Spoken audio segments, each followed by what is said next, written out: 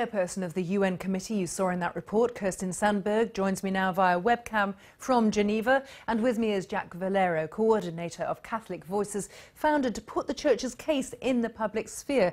And Jack, if I can turn to you first, this does appear to be a deeply damaging report from the UN. Well, I think it's a missed opportunity. It's a hugely important topic. But I think there's so many problems with this report. I would classify them under three. The first is seems completely missing the history of the abuse reform that's been going on in the Catholic Church in the last 12 years, which was documented in that meeting on the 16th of January when two priests came to report to the UN, and they explained and described what steps have been taken to develop guidelines, procedures in the Catholic Church, which by now, because in the UK they started in 2001, in the US in 2002, by now they've become the best in the world. They've been praised by governments. And they've led the way in the fight against sexual abuse of children, which is obviously a very important fight.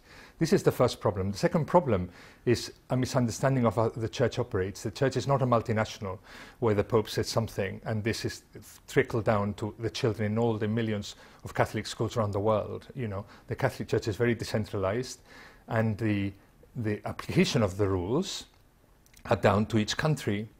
And the third and most worrying aspect of the report, in my view, is how it tries to impose an ideology which is of gender and sexuality, which is foreign to the Catholic Church, which is against the Church in terms of pushing abortion, contraception, homosexuality.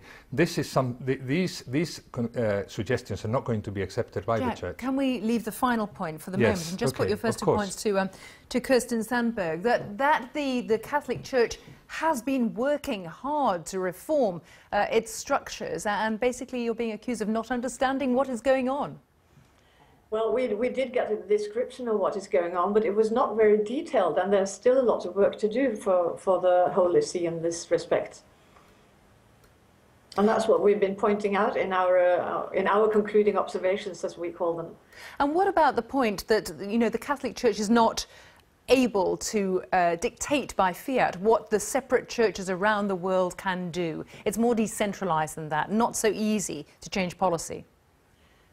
Yes, in one sense that's true, because they cannot dictate, as you say, but they can encourage, is the word that the Holy See themselves use when it comes to implementing the rights of the child all around the world. And of course the Holy See has a lot of influence on what is going on in the local churches through their bishops. They give guidelines, they have an authority which is really necessary to use in cases like this.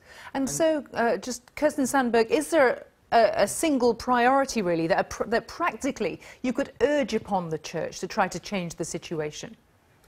Well, it would be to reveal the data that they already have at their hands, and it would be to continue to cooperate with the law enforcement authorities and to reveal the data on how many priests have actually been defrocked, what do they do with the priests when they do not cooperate with the law enforcement authorities, and not least, I think they should acknowledge this huge problem to the victims, because it would make it so much easier for victims to go on. Jack Valero, do you think the Church is scared of lawsuits? I don't think so. I think that millions of dollars have been paid to victims. I think the Church, after a long period of not getting it, now gets it. And but isn't that Kirsten's point about first. Talking to the victims, about acknowledging to the victims? Of course, we need and to more do that. Could be done. Well, it's interesting because, as I said, that we have procedures which are now the best in the world, and this was not reflected in the report. But Pope Francis established a committee in December, and he said this committee is to examine in the Catholic Church whether we are doing enough for the victims, because the procedures and the legal side is already taken care of. And she said, look, the Church can encourage all the different parts of the world, and indeed it did. It asked all the dioceses, you must have guidelines, they must be really strict, you must cooperate with the civil authorities. For example, in the UK, any accusation that's made goes immediately to the police. All the papers are given to the police. The police investigate everything. So you say you have much better procedures now than you used to have. But would you deny that abuse is still continuing? There are still abusive priests out there, possibly being sheltered? I don't think there are abusive priests being sheltered. I think you cannot. You will always have bad people. What we have now is procedures whereby if anybody does anything, and that's found out, that's immediately dealt with, and the police are brought in immediately, and if the accusation proves to be true, he's what we call laicized. He's expelled from the priesthood, and that happens now. We have good procedures, not only good procedures, let me put that to Kirsten Sandberg. Yeah. Let me just put that to you. Are you reassured by what you're hearing? Why do you think the Church isn't doing enough? Well, we've heard during the dialogue a lot of promising things, but we have not been quite sure that they are still going on. Still have been initiated to the extent that we would like to see.